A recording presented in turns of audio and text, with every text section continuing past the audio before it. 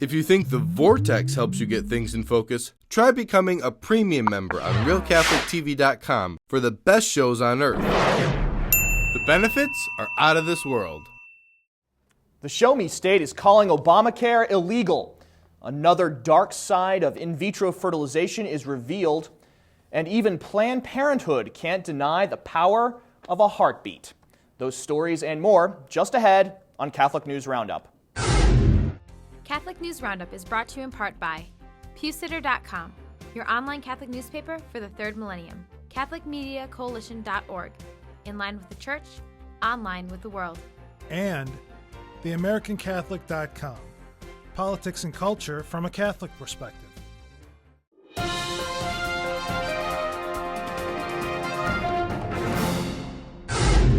Hello and welcome to today's edition of Catholic News Roundup. I'm Matthew McAuliffe. Calling Obamacare criminal. Obamacare is being declared illegal in Missouri as the state house sends a law to the Senate that could make it a crime to enforce the Patient Protection and Affordable Care Act. The House passed the bill known as the Obamacare Nullification Bill with a 108 to 44 vote. The legislation declares Obama's signature law unconstitutional and adds criminal charges for any federal employee who enforces Obama's health care bill. Missouri Governor Jay Nixon is expected to veto the bill if it passes the Senate, but officials hope to have enough votes to override a veto when the time comes.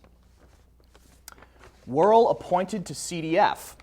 Donald Cardinal Weurl, Archbishop of Washington, D.C., has been named by Pope Benedict XVI as a member of the Congregation for the Doctrine of the Faith.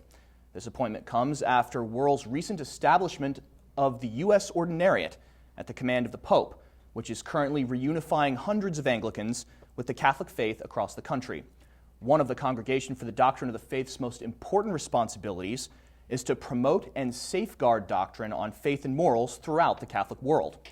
You may remember the Cardinal made recent headlines in the media for removing a priest, Father Marcel Guarnizo, from active ministry after the priest denied an openly lesbian woman communion. IVF and Racism.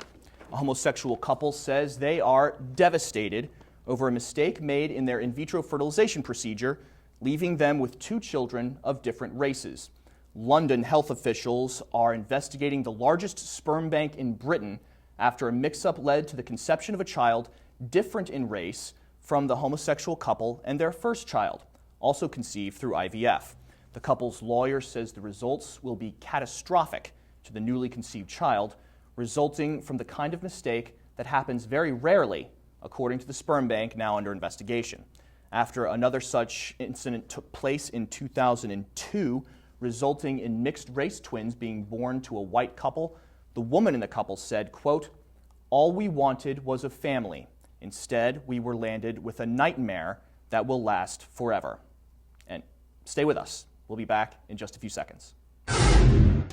Catholic News Roundup is brought to you in part by NewOxfordReview.org, the voice of Catholic Orthodoxy, in print and on the web, and RenewAmerica.com, expanding the influence of America's grassroots in the cause of freedom. New law, a heartbeat away. Abortionists are now required by law in Oklahoma to inform women seeking an abortion that they have the right to hear their child's heartbeat before going through with the murderous procedure. The Sooner State Governor, Mary Follins, signed the bill into law over the weekend, which takes effect on November 1st. Republican State Representative Pam Peterson praises the law, saying, quote, "We've gone from the days when people claimed a baby was just a clump of cells to being able to see the truly astounding process of development in the womb," end quote. However, some critics are calling the law repetitive, since it is already required in Oklahoma for a woman to listen to the heartbeat of her child as a part of informed consent laws. The Hateful Truth. An Egyptian-American writer for Foreign Policy magazine is being excoriated by critics for claiming in a recent article that Arab societies hate women. In her article, entitled "Why Do They Hate Us?", Mona El-Tahawi points out the atrocious treatment of women in Islamic societies, saying, quote, "Name me an Arab country, and I'll recite a litany of abuses fueled by a toxic mix of culture and religion that few seem willing or able to disentangle, lest they blaspheme or offend, end quote. Critics claim that her article only reinforces negative stereotypes of Islam in the West, while some Arab countries seem to do that themselves. One of Egypt's newly introduced laws, for example, will allow men to have relations with their dead wives. What is being called the farewell intercourse law allows men the option of engaging in relations with their wives for up to 6 hours after death and lowers the minimum age of marriage in the country to 14 years old. You can read the article, Why Do They Hate Us?, on our resource page by clicking on the link right outside the screen, but please be warned that the contents of the article are questionable for the eyes of children.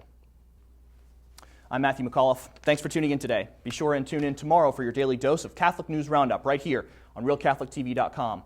Also, don't forget to check out The Vortex, where lies and falsehoods are trapped and exposed. Thanks for tuning in. Be sure to tell all your friends about us. And as always, God bless you.